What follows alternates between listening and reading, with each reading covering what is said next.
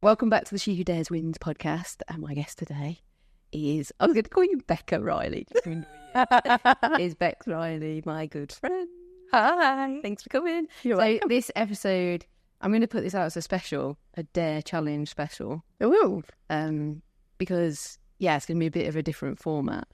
But before we start, I promised you one thing, didn't I? You did? What was that? Oh, you did say snacks. I did say snacks out. Okay, get snacks. I love the fact that they're covered. What snacks did you get? So excited. Okay, so for anyone, yeah, it's awkward this, isn't it? We've only got short legs. What do you do when you've got tall guests? Generally close. We're sat close. So for all you listeners, I've been barking about it on social media. I ran a marathon with zero experience, but we'll get into that. And the only reason I was able to run a marathon was because Bex dragged me through it, training and marathon. She'll deny it. I think we need to give you a little bit of credit on this one. Let's reveal the snacks first. Okay, what are the snacks? Ready? Because we did a marathon, I didn't get shit. Did you get a marathon bar? If you managed to go back to 1990 and find a marathon bar. No, I'm never going to disagree. Okay. We need to talk about this more. Oh my God. Crisps. So beige, because this is in honour of everything I ate after our Sunday long runs, which is basically shit. And so excuse us today on the podcast if you're hearing crunching. You just have to get through that because we ran a fucking marathon. We did. It was hard. So yeah, there's some nice fricaca bed. Oh, focaccia. That'd be focaccia, yeah? I mean, I'm saying it as though I know how to pronounce it. There's going to be someone listening to this somewhere going, no, that's not it. Yeah. That's not how you say it. So you can start with that, and then there's some, obviously, cake and crisps. But yeah, that's amazing. But you can drink on it as you want. I'm going to ask you, before we go into this, I have people that dare a win on the podcast, and I think you dare massively and win, not just in running, but in your career as well. So tell people what you do for a day job. I'll say that I'm in learning and development. So okay. one of my big passions, I think, is for helping other people achieve their goals. Which is so fitting. And I think that's kind of what I've come to realise about myself. Yeah. I actually get more out of helping somebody else than I do out of me trying to achieve something. That said, and I was listening to a couple of podcasts this morning. As you ask people, what have you done? Like, how have you done? And I was like, not really sure I have, because I have that imposter feeling. And that imposter feeling comes from the fact that I'm a perfectionist. Right. So I often don't dare because I'm not going to get it right, am I? And how much does that hold you back? I know, but I feel like you do dare. Like, even running a fucking marathon is the biggest thing I've ever done, and you're just like, I can do this. But so this is where I then reflected on it, and I was like, actually, sometimes you miss out on massive opportunities by not doing things because you're scared of not achieving them. So last year I went and watched the Leeds Marathon. Mm-hmm. So spoiler alert, that was the marathon we ran this year. Mm-hmm. And I stood there, watched my husband, watched my brother, watched loads of other people do it, and went, I can't do that marathon. For those of you that don't know Leeds and don't know the marathon, it is like when Shell said, I'm going to do a marathon. It's like, oh, great idea. Which one are you going to do? Leeds. Really? Because that's like one of the hardest marathons to do, I would say, in the country, apart from mountain marathons. That's where kind of ignorance on my Yeah, I'll be fine. So last year I'd literally stood and watched everyone do it and been like totally in awe at all these people doing it and gone, I can't do that because I'm desperate to get a particular time in a marathon and I will never achieve it on this marathon. Okay, so you set your you set your barrier to on a running time though. Yeah, I did. So there's a competitive nature in there. There is. That I've realised that quite recently, that I didn't realise quite how competitive I was. But the irony of it is, having run it with you, because I was reflecting on this afterwards, you pushed me to do something. And I don't think you realise that. So you pushed me to do something that I didn't want to do because I thought I might fail at it. Not because I thought I might fail at running the marathon, but because I knew I couldn't achieve a time. Right.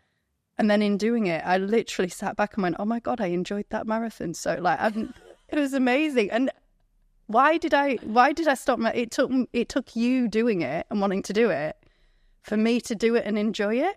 Because I wouldn't have done that on my own, because I'd have sat there going, well, no, because I'm not going to be happy with my time. You'd have wanted to just do it on a time. Yeah. But was there any point at which you signed up with me, which would give some context behind this? So I signed up, started training, and classic Michelle, like after a couple of weeks, was like, this is hard. And everyone was like, yes, it is hard. And then you were like, I'll join you on some Sunday runs. Laura did too. And I was like, this is great. This is what I need. But equally, I went through this fear of like, oh, now like people are showing up, like that text message every Sunday. I'm like, oh, no, like I can't tap out now. So those first couple of weeks. And then when you started running consistently every Sunday with me, I knew there was something creeping in your mind that was like, I was like, we're up to like, I don't know, I think we got up to, do you remember what mileage where you were like, I'm going to sign up? I feel like it was around the half marathon. So we'd got, I think it was about 21k, because I'm sure I signed up on the way. I think I signed up as I was on the way to France at Easter. We'd gone for, yeah, it was at the start. No, it was definitely not at the start, because I was still thinking this is a ridiculous marathon to run. Did you, like, even the first couple of runs with me, was that a thought? I never thought you wouldn't do it, but there was part of me that went, if I sign up for this, like and she backs out, I'm going to kill her. For honest thing, I tried on numerous occasions to back out. Because I would have had to do it then. If I've signed up to, and I think this is about this, if I'd have gone, I can't do this, would you have carried on? Yes. Oh, good. Would I have carried on and what, mid-race or like as in, no. If I'd have tapped out the week before going, I can't do the marathon, you got to do it on your own. Oh, yeah. Yeah. Because this is the problem. We were just talking about it. I'm not very good at arranging things. I'm a little bit kind of floopy. But if I commit to do something, I have committed to do it. Okay. And I think that's why, again, that's the whole, well, if I'm going to commit to this, I need to know I'm going to do it. Right. So, and I think it helps having the partner that I've got, the husband that I've got, because he would not have let me not do it. Right. So then your barrier is literally just like the first step. Yeah. Yeah, I think it is. Once that's booked, then there's no coming back. Yeah. Whereas for me, every week it was, I could go back. That text message, what time are we running tomorrow? Yeah, I'll be there. But I think this is the thing, and this is where deciding to do it came from. Because I've run a couple of marathons before, and I knew how hard it was, and I knew how hard the training was. And that was for someone that ran relatively regularly. So I did my first one in 2016, and at the time I'd never run that distance. I'd done a couple of half marathons, and I ran kind of just casually, as you do. And it was really hard, but I had a friend that I trained with. She was me for you, I guess. Okay. Kim, and she pushed me. She shouted at me. I did tell her once about the time I'd shouted at you up a hill, and she went, yes. So she was really proud of me for that. So yeah, when you said you were going to do it, and I just knew how hard it was going to be, and I guess this is the bit where, for me, helping someone achieve, so I could also see how much you wanted to do it. Mm-hmm. Really? You did, because you were like, in that you were like, well, I'm going to do it. And it's like, that was the point at which you hadn't gotten too far into it. And it was like, well, I'll do the long runs with you. And then I started doing the long runs with you. And I remember, I think it was after one of them, it was probably the one where we'd gone on this run and Laura was with us. And we've chatted about it a couple of times since, where we finished, dropped you off. And then we've got quite a big hill to get back home. And I was like, come on then, Laura, let's run up this hill. Leave. Like, bless her. Like, a lot going on with the little one. Only just getting back to exercise. She got dragged up the hill. She mentioned there was a lot of words said under her breath. Behind my back. I had no idea about this. And it was after kind of doing a few of them where we'd got you through it, and then I got to carry on. That was like, I really enjoy, like, I forgot how much I enjoy running, because sometimes I do just go out and I'm trying to go fast or I'm trying to get my own PB, and that in a way kind of takes all your enjoyment out of it, because you're really pushing yourself all the time. Yeah. So when I started really enjoying it, I was like, well, I'll keep doing these long runs with her. And the more I did it, I was like, well, I'm not going to get to the longest run and then not bloody do the marathon myself, am I? Like, because I think, and I'd said it to you, hadn't I, quite a few times, the hardest bit of the marathon, and I take this back actually now, having done the Leeds Marathon, the hardest bit of the marathon is not the training. It was that marathon. But I did not find it hard. I did, but in a different way. And I've said this to a few people. No, not because you were so slow, but because we were running for longer. Yeah. Like, when you run for a long time, my hips, oh my gosh, I've given birth to 2 children, and my hips, it was just walking around like some sort of robot for days afterwards. So the challenge was different. Yeah. It was a very different challenge. I also had the challenge of not losing a friend that I quite like. Yeah. By being an absolute arse. I did want to kill you. I can't lie. But it was also the enjoyment of, when you sign up for something like this, and I put hats off to anyone who does this on their own, like the training, because having someone to run next to you, pace, like even on the tough times, it just gets you through. Like, I don't know what it is. And I think for us, the Sunday, like, therapy sessions of, some runs I was okay with talking, and then other runs I was like, I can't breathe. How's she still talking? And I would be sure. Yeah. And it's like, next question. Give her the next question so you don't have to talk. Make sure it's really deep so that just particular case of whack.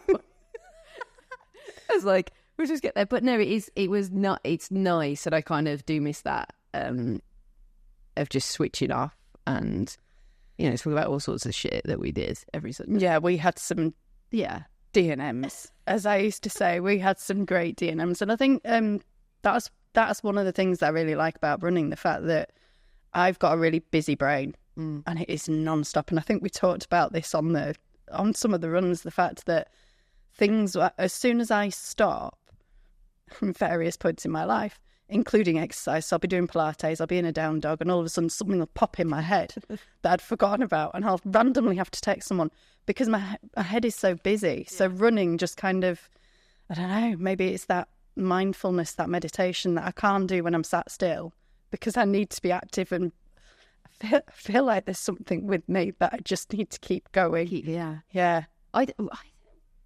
Initially, I didn't get that switch off with running like you do when you're talking to someone. But in my head, every 100 meters, this little voice was like, just suck it in. Just suck it in. But I think it's like, I think there's a difference. So I'd done a lot of running before, so I knew I could do it. I always found it really interesting because we'd set off and we'd be running and we'd be going too fast. I know, yeah. Always going too fast. And everybody's always got this idea that they need to go faster than they do when they're doing long runs. Yeah. And you don't, because you've got a long distance to go. Yeah. And I could see that in you, like, and because I know that you say that you're not determined, like in that you've thought about stopping, but you didn't. No, I know. But I think what killed me mentally sometimes is that growing up, I classed myself as really sporty. Like, I was a sports captain of the whole school. And when I tell people that, they're like, what the fuck? And competitive, I am competitive by nature. And I think what I had to get over was I wanted to run it fast. Like, and I thought, oh, well, you couldn't even run out the estate that you live on at Christmas. Sign up for a marathon. Like, it's not. And I remember you kept saying it's a marathon. Like, you cannot run a marathon, especially without any training. But in my head, like, you hear stories of people that get 3:20, even 4:20 marathons, and I was like, should be able to do that. Like, like in my youth, I could have been at the level that those people that do that do, and that was hard for me. And even now, I'm like, did I run it or did I shuffle it? I struggle to give myself credit for, like, we got through a marathon, like we survived a marathon. Like at the end, there's a really lovely clip that you shared with me. The friend of yours had found of us crossing over the finishing line, and the two of us just have this massive hug, and I'm just watching it going, and I think I said to you, oh my God, I'm really tearing. And it is, because that was massive for me as well. Yeah. It's like, it doesn't matter who you are, how fast you go. It's a long way. Yeah. It's 26 miles. Miles. It's only when we came up that the ridiculous hill. So if anyone doesn't live in Leeds, and just Google the map, because there's a massive incline, and it's how many miles in? It's at like 17, 18 miles or something. For about 3 or 4 miles. Yeah. It is long and it is ridiculous. And I remember walking up that and looking and just seeing, you can kind of see where you've come from. Just thinking, this is ridiculous. Like, if I drove it, I'm glad I didn't drive it beforehand, because I don't think I'd have done it. If you drove it, you'd be in second gear. Yeah. Let's put it that way. Yeah. Yeah. It's a big hill. Yeah. It's ridiculous. Hence me thinking, I will never run that marathon because it's too hard. And I sort of found, Like, everyone said to me, why not London? But I mean, London's hard to get into, but there are plenty of other. I think the hard thing as well is training has to start in January. Yeah. Dark nights, that was hard. You know, if there's a couple of midweek runs that obviously we didn't do together, going at 5 o'clock, it's not the best time of year to be training. I think later in the year marathons like October, September might be slightly better. But... Yeah, so it's nice training for an October marathon in a way, because you get to train through the summer, but then it's hot. So I remember doing, because I did York, it was my first marathon, and I remember doing the 21-mile run for my longest training run with my husband, who is ridiculously fit. Yeah. And he carried the water, and then we ran out of water. And he's like, oh, I'll pop to the shop. So on the way past, he popped to the shop. I was about to say, he irritates me in the same way that I suspect I irritate you. So before this massive fucking hill, I could see how much you were flagging. I was dying, and I was like, God, it was tough. Someone had said to me that was the toughest part. Right. Free. So there's a stretch of road from kind of a garage all the way out into Otley. Yeah. And someone before the race, I'd been chatting to them about it, said I was doing it, and they were like, oh, that's the worst bit. Oh, okay. So I knew, I was prepared mentally for that. I think getting past half, I was like, I'm done now. Like, half is my limit. And then we went past the Shell garage, and 2 women in front of us got ice lollies. And they just ran off and got an ice lolly, but said to me, do not stop running. I was like, oh my God, this is the time where I want to walk. So I carried on trundling along, and then you came out with 2 twisters. I did. And you wouldn't even let me stop to eat them. We had to run eating fucking ice lollies. I've got to say, the bit where I came out of the garage and I had to catch up with you, I had to run, even though we weren't particularly going fast. That was the hardest bit for me. You went in, I sprinted. I came out and I was like, I can see her. Oh, my legs aren't going that fast. It was so difficult. I was genuinely like, am I going to be able to finish this race after that? This is too hard. The best ice cream ever. And then the best water hoses. What are you going to say? It's like 22, 23 degrees? I don't know. It felt more. It was hot. It was. I think it was the hottest day of the year so far at that point. Yeah, of course. In Leeds, obviously. Always is. Yeah. But the hoses, I was like, gave back to my glasses, and then by the end, we'd got into a right little routine, hadn't we? The glasses were going to run through those. But they're proper like waterboard then.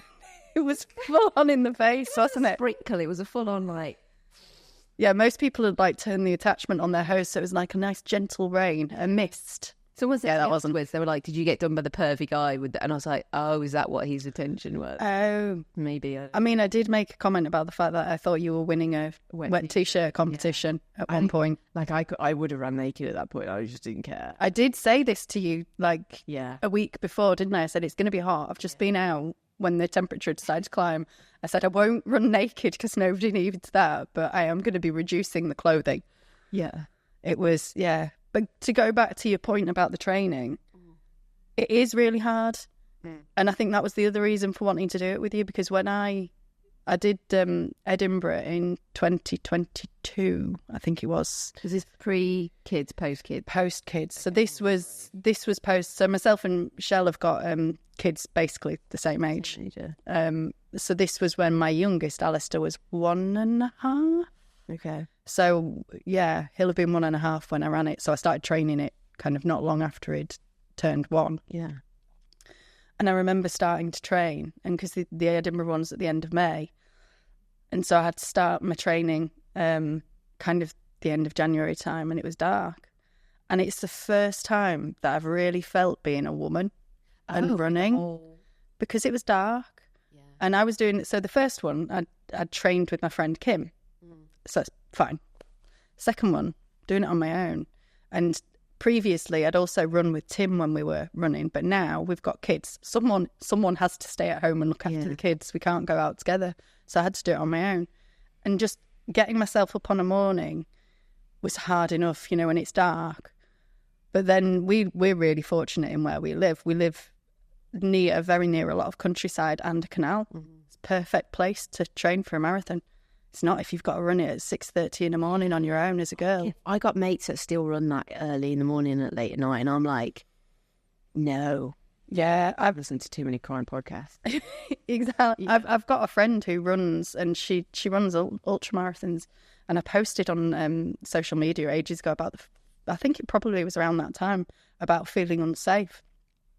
And she said, "Oh, you've just got to do it," and it's like, I'm not willing to take that risk. And I know that it's a really, really tiny percentage chance, but I just, I'm not willing to have that risk. And it's awful. Yeah. And there was one particular run that I went out on, and I remember running up the road, and there was a group of men stood like in the entrance to it's a cemetery. And as I'm running up, they literally all turned to watch me, and they all followed me past. And it's like, why have you done that? And, you know, your skin creeps out, doesn't it? And it's like, oh. And then I was on my period at the time as well. And, period running. Yeah, exactly. And I desperately needed to change. And I got up to the Sainsbury's. There was a garage at the top. And I was like, I just need to buy some more tampons. I need to sort this all out. And I went in and I spoke to the woman, and I bought these tampons. And I was like, have you got a toilet? No, we haven't. I was like, I don't. It's out of order. I was like, well, I don't need it. I don't need to go. I just need to sort myself out. I just need a bit of privacy. Dark room. No. And I'm like, you know, when you're looking at a woman and you're thinking, come on, understand this and give me a bit of like sisterly, like, I don't know, sorority or whatever it is. And there was just nothing. And I just thought, and then I this was all on the same run. I went down, I got onto the canal. And running along, and there's lots of people. Hi. It's quite a nice community, I think, the running community generally. And then there was this one guy who literally, and because I got a crop top on, because again, I think at the point that I was running, it had got hotter, or I was hot.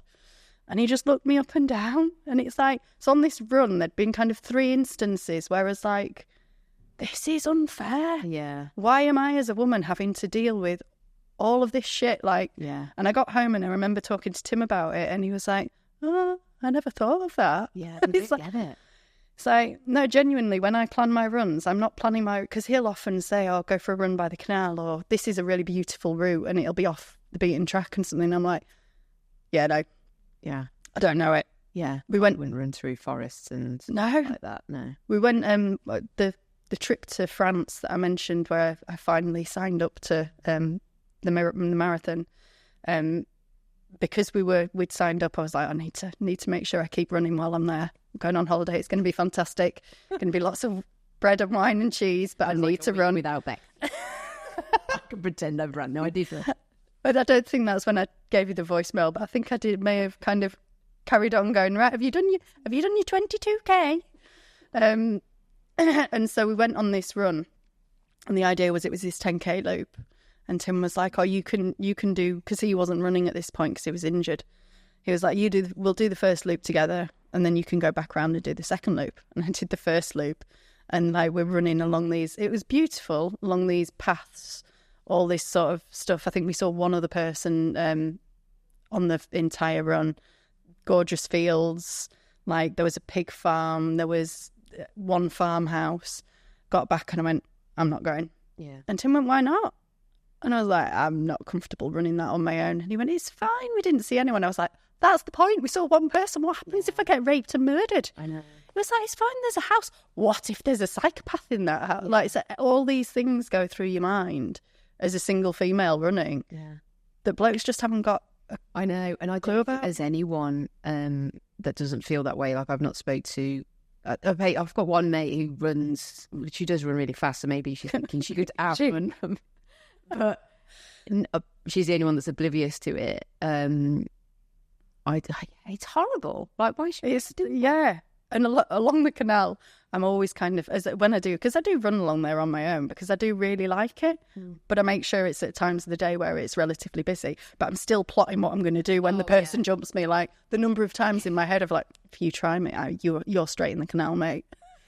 We discussed this with Laura because she listens to a lot of podcasts, like we would cry and stuff, and we're just like, right, would you jump in the water? Would you push there? What would you do? Like, and you shouldn't have to run with stuff. Like, I won't run without a phone, or like I got my watch connected via phone so that if I left my phone at home, it's just like all this shit that's not freeing, and then lumping it with the period run. Like, there's ultimately going to be there's going to be 16 periods across training that is going to fall within a run, whether it's a short run or a long run. Have I done that calculation? Four. Your maths is... Wait, in a period of a month, there's 16 weeks.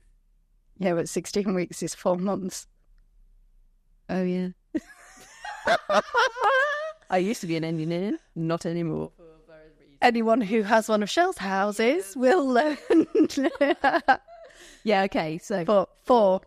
And then my period came during marathon. But luckily only, like, lightly at the start. But it zaps it out of you when you're in your period. The last thing you want to do is go out and run. It's really hard. And then, like, post-kids, your period changes. Mine's quite heavy. So, yeah, it's horrible. You've got all those things like... Yeah, it's just the natural... There's so many things that as a woman, when you're running, you've got to consider. Yeah. That I think men just... Unless you tell them, why do they know? But, I mean, the lone running, for me, was another reason to say to you, I'll do them with you. Yeah. Because I didn't get killed. So you didn't get killed. I quite like spending time with you. I enjoy your company. I thought, like to keep her alive a little bit. We didn't get any kind of weird experiences, which is good. We were probably chatting, or I was probably chatting too much to notice. A knife, like, so we were just like, so what are you doing? What perimenopause is dealing with this one? Well, that's probably the problem, wasn't it? They were probably stalking us, heard the conversation, and went, "Oh my god, leave those two." Because I think you started referring to them as our marathon therapy sessions. Yeah, because they were. Yeah. Well, you don't get time when you've got kids. You don't. Go out for coffees and there's always a child in tow, or we go out on an evening and there's drink, and that's when I turn into an idiot. So, yeah, it's nice to have that time where you can just switch off and talk shit. But it wasn't talking shit. Like, say, we got pretty deep with if anyone was listening, that's hilarious. Maybe that should be a show in itself. Like, people running, just record him up. We went off her, so I mean, I think we're very similar people in that we'll start on a track and then all of a sudden we'll be over by like Tesco's when we were on our way to Sainsbury's. We're probably on our way to Habitat actually, for some curtains, and we've ended up with an asparagus. Yeah. And I think timing wise, like into the new year was the start of this podcast, the start of kind of rebooting the business, and I was emotionally going through quite a few ups and downs, and then we both needed folic acid to stay alive. Give me the nutritional supplements. So it was a physical and a mental therapy. I think I just really wanted you to see that you could do it. I like questioned it on the day, but I think you always do. I remember questioning it when I did, and even like now. So agreeing to do the one with you or deciding to do the one with you, I wasn't going to do it on my own. Like, there was a driver behind making me do it. Because I just presumed that this was like really, I guess, selfish of me. I was just like, I bet signed up, like, she's going to run it with me. And I think Tom said one day, he's like, well, like, she's a lot faster than you. Like, what if on the day she wants, and I was like, No, I actually won't let her run. I really needed that emotional support. That if you were like, well, if I want to get a time on this, I'd be like, no, you're not getting no time. You are my time. And I think that's the thing. It's like, I remember, I think I sent you a picture actually. I was reading, was it Kevin Sinfield's autobiography at the time? Because Kevin Sinfield was the guy that set up this marathon in honour of Rob Burrow, who's got MND. And I think the last line in it says something like, run for a mate with a mate. And I was like, well, I've got to do it now, haven't I? And then face marathon now, I'm like, everyone says to me, I'm thinking about doing a marathon. I've got a mate. What the hell will get you through a marathon? This is like, I'm pimping you out. Trying to... But it's. I think the other reason that I wanted to help you do it is because I remember that utter feeling of elation at the end of that first one that I did, and like going, I just did that. Yeah. And I really wanted you to feel that. I really wanted you to kind of... And I think because for me, running that first marathon has done so much for my confidence and for my belief in myself, because I've genuinely don't think I've ever done anything harder than a marathon. Yeah. And I remember, God, when was it? I think it must have been after I'd had Pippa, so it was post 2018. Yeah. And somebody had said it. We were at New Year, and they were like, "What's the proudest moment of your life, or something?" And we were all stood around, and Tim was with me at the same time.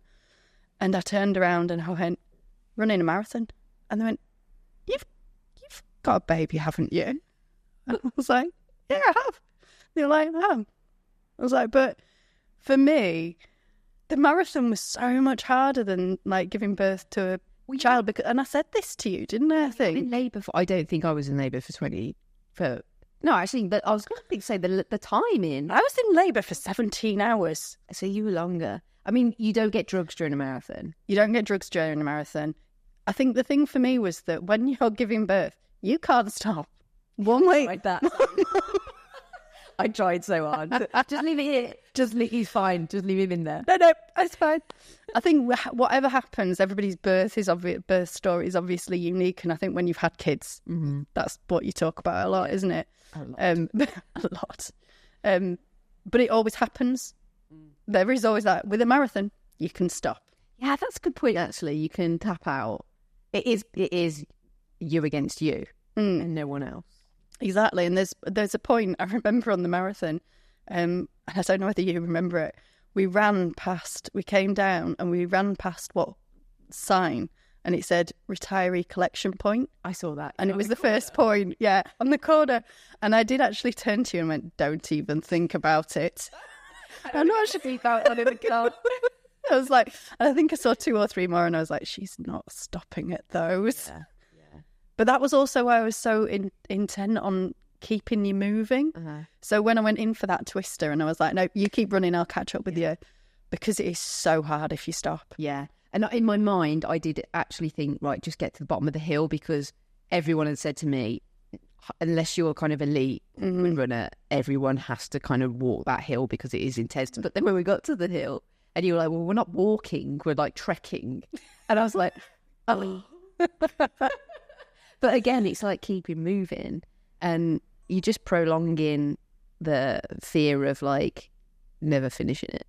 Yeah, and I mean, even so, you say that I didn't find it easy. Yeah. But what I knew is that I could finish it. The difficult bits for me were, how much longer is this going to take? Yeah.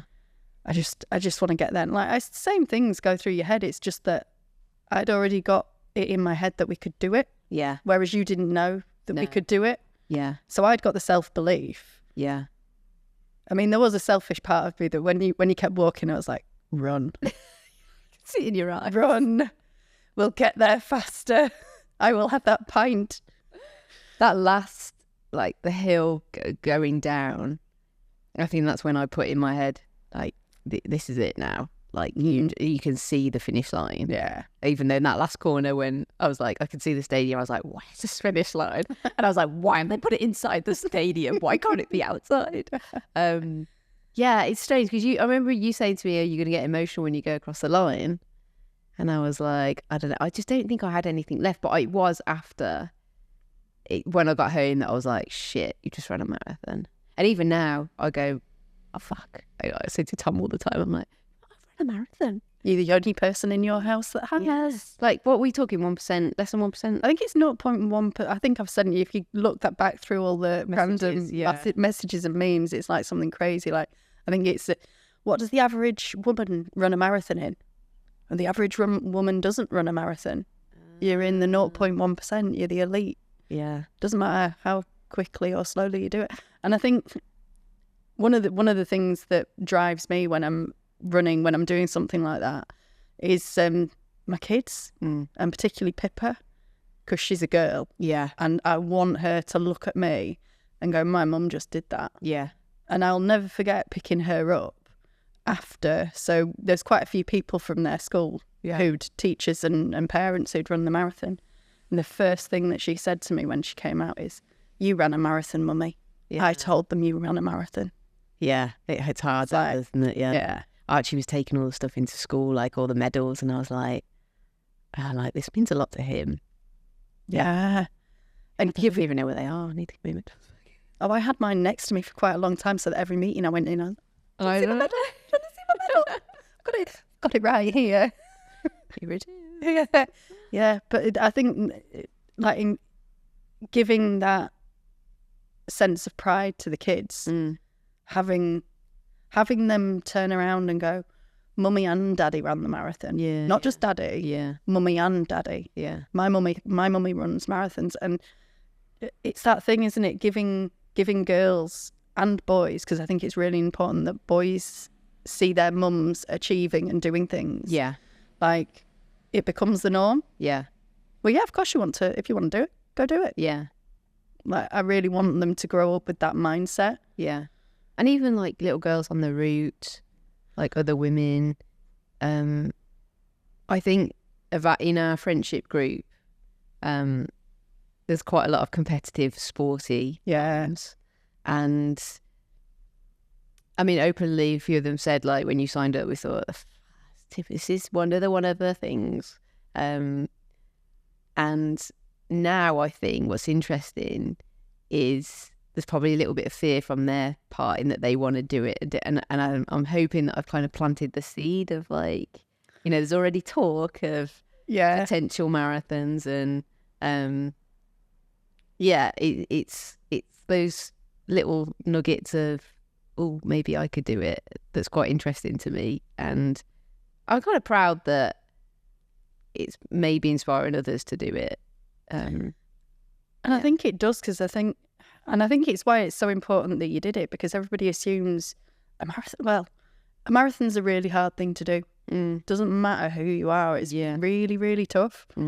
And the biggest hurdle is often starting. Yeah. I think I remember we went for a run and it was maybe 10k, and you went, I've never run 10k. No. And we got back and you were like, I'm knackered. I'm never going to be able to run a marathon. I know. And I think I said something like, you don't need to run it next week. Yeah. We've got another 14 weeks to get there. Yeah. But everybody, and we talked about this on our marathon therapy sessions, everyone jumps ahead to the end goal. Yeah. And sometimes it's about just do the little goals. Yeah. On the way there, if you've got yourself a plan, those of you that are organised, I don't know. It helps. You have those little incremental goals and you hit them, because you hit them every time. And eventually you achieve that big one, and the big one is a lot closer to the last goal than it is from the first goal you start with. Well, this is why I saw the marathon as well as a bit of a metaphor for, like, life and business. I was starting out with this podcast and the business, and then the marathon, like, training. And my brother said to me, you always expect results really quickly and you want results quite quickly. This is going to be the hardest test, both. And I was thinking, if I can run a marathon, it will prove that up and down, up and down, up and down, but baby steps, like one step. I remember you always just saying just one step in front of the other, one step in front of the other. And I think it's quite a nice way to look at anything that you want to achieve, is one step in front of the other, one step in front. Yeah. And there's going to be hiccups. Like, I had a chest infection. Yeah. I was getting these weird, like, Achilles pains, probably because I didn't do enough, like, stretching, which we never really did properly. A few hiccups, nothing major. But you just keep going, and you come back and you keep going. And do you think now that that has, because I remember some of those conversations, and you were up and down with the business and talking about things, and it was, you did want it straight away. You wanted the results, and you wanted it to be good. And I remember saying, you know, you need to look at it like this marathon. We're going to have good runs. We're going to have bad runs. The bad runs are going to make you think you can't do it. You need to just kind of remember the good runs and keep going. Do you think it has actually helped, or not? No, I think it has. Like, I think just my personality is I do want things like to achieve things quite quickly, but it definitely has changed my mindset. You're going to test me on it. I'm thinking like, bullshit. Has it really? Yeah. Maybe I need to come back to you and ask you that question in 6 months, 12 months time. Yeah, if I'm still here in the studio, which absolutely have to be. I'm getting nuggets of the on the lows. I think there's always these little signs, isn't there? Or something always turns up, or someone always says something, like the speech that I did this week.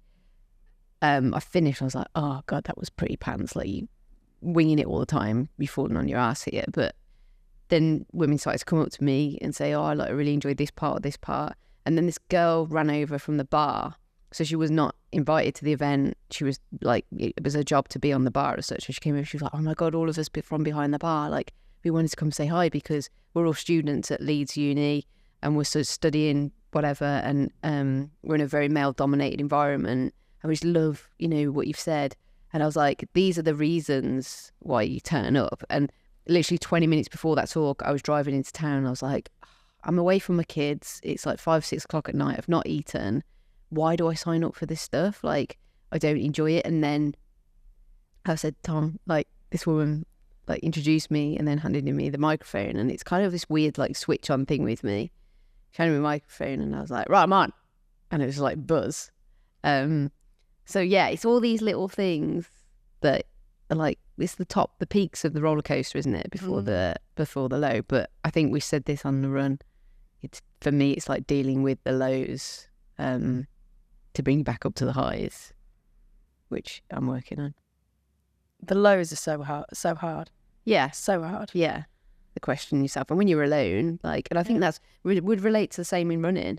If I hadn't have been training with you on a Sunday, I would have stopped. So there was one run in particular where, was it like 2 weeks before the big, I don't know, I'd come back from a chest infection and I was running and I felt pants. It was quite a long run. I think it was a 15k. And you were away. It was when you were in France. No, were you in France? No, you were somewhere. And I texted you, went, I'm on the run, but it's shit and I've stopped. And then you left, you got yourself and your kids. I mean, that's a cruel game to play. Put your kids on. It was just like, just keep going. You can do this. And I remember like listening to it on the canal and being like, because she said it, I've got to do it. and I ran the whole way home. And it's just that. It's that one simple thing, isn't it? Yeah. And I mean, I get it even now when I run, just because I've achieved a few marathons. I'll go for a run and it'll get too hard and I'll start walking.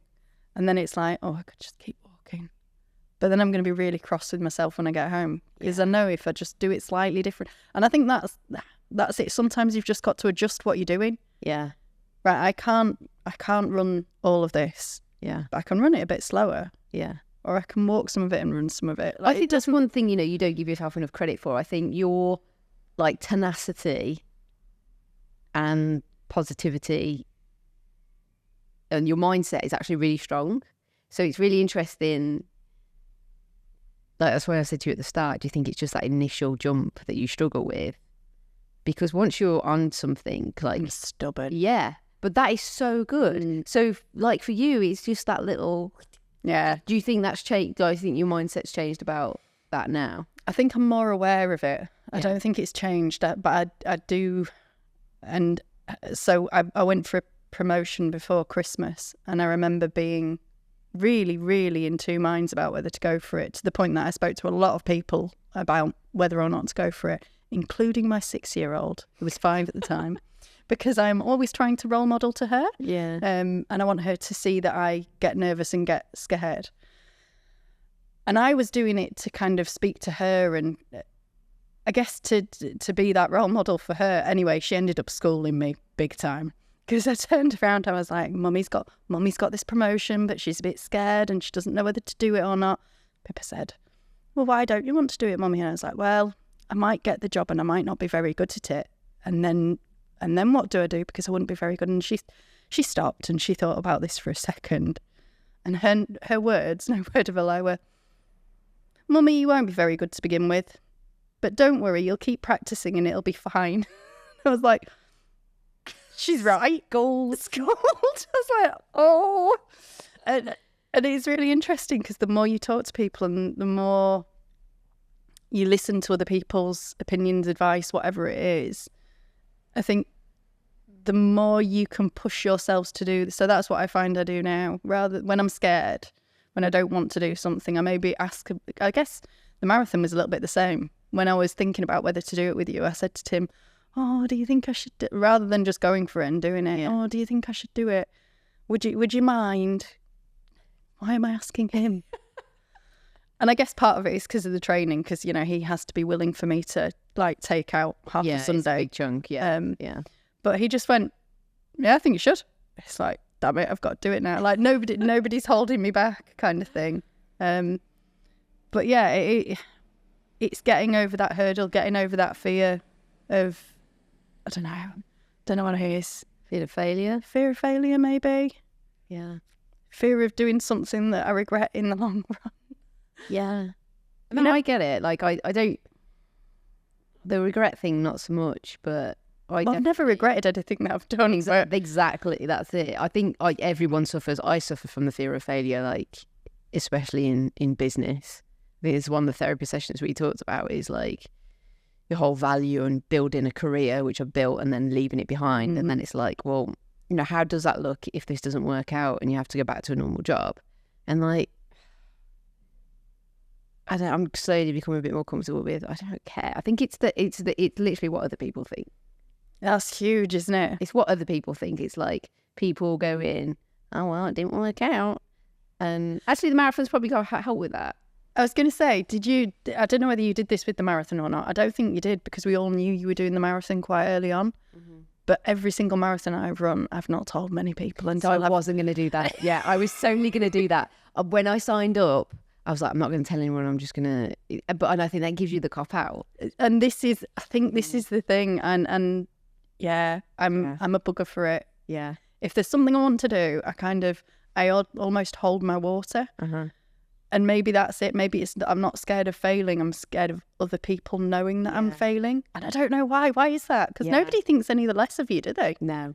And even if I'd have had to have pulled out of the marathon for whatever reason, it would have been massively disheartening. But, like, lots of people do pull out and it doesn't matter. Mm-hmm. Like, the journey to get there would have been really important. Yeah, you do think about it. It is that. I'm sure it is. It's the same with me. I think you don't want that judgment from other people, do you? Yeah. Oh, she tried. She didn't do it, did she? But at later years, like, even just signing up is way braver than most people ever are. And all we're trying to show our kids is that you can fail. Yeah. And that's not a bad thing. And yet we're really scared of... It's no wonder people grow up going, oh, I can't fail. Because everybody's so scared of showing their failures. Yeah. We should celebrate our failures, but we don't do that enough, do we? No. We don't say we should have a little party when fail hard. Didn't manage that run. Yeah, so every run that we maybe didn't do quite the way we wanted to, or maybe we walked it, we went away going, oh, that wasn't good enough, was it? We didn't achieve that. Yeah, we did. We still flipping kept going. Yeah. Even when it was really tough, we didn't stop and turn back. Yeah. But you don't celebrate that failure. No. You kind of... you drown in it. Yeah. Oh, I can't do it. Oh, well, listen, I want to say thanks to you because you dragged me through. I keep saying that. No, we did it together. We did do it together. I couldn't have carried you, so you had to do it on your own. Even if I apologise if at times I was maybe a little bit irritated. No, you weren't at all. You weren't. You were like literally a saviour. Yeah. So I can't thank you enough. It was great. I'm going to give you like the bonus questions that I give my guests. Oh. Yeah, I'm going to put you on the spot. All right. So if there's a billboard for the world to see, this could be related to marathon or not, what would you write on it? Oh.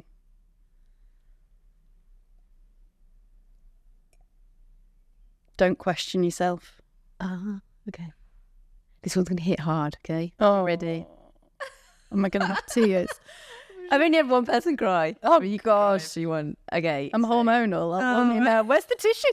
I've got snacks and no cake. tissues. You don't even need it. All right. So if you're sat in front of your 12-year-old self, and I'm going to throw something else in here, and Pippa's sat next to her, what would you say to her now? Keep being the person you are. Okay. I was strong. Pippa's strong. My God, Pippa's strong. And you lose that. I lost it. I think a lot of girls lose it. Yeah. And then I had to find it again. Okay. Don't lose it. All right, a dare. What would you dare other women to do? And this could be like a life dare of like just try, or it could be like a specific dare of something that's changed. Dare everyone to do a marathon. Do a marathon. Do a marathon. I think in a very generic way, that thing that you don't think you can do or you don't want to do it. Yeah. Just take one little step towards doing it. Because most people have something in their head that they go, oh, I can't do that. Whether it's a marathon, whether it's a skydive, whether it's a job, whatever it is, you just kind of, it's there maybe because you think you'd like to do it, but you're too scared. Yeah. Just take a little step towards doing it. Just do it. Some massive brand actually came up with that, like bit of a slogan. Yeah, well, I don't know who they are. No, I don't. SHEWHODARESWINS is way better. And finally, can you give yourself a dare that you're going to do in the next 12 months? And I'm following these. Accountability. Are you going to do it with me? Oh God, I've just put myself in a right sticky situation. No one's ever backfired it. Yeah, go on then. Oh, what are we gonna do? Oh, no. Do you know what I do want to do? I do want to go abseiling. Okay, cool. I'll do that. Should we do that? Yeah. I love doing things. I think I've said that to you before. Give me a thing to do. Okay, abseiling. All right. Well, thanks. And should we eat cake? Yeah, let's eat some cake.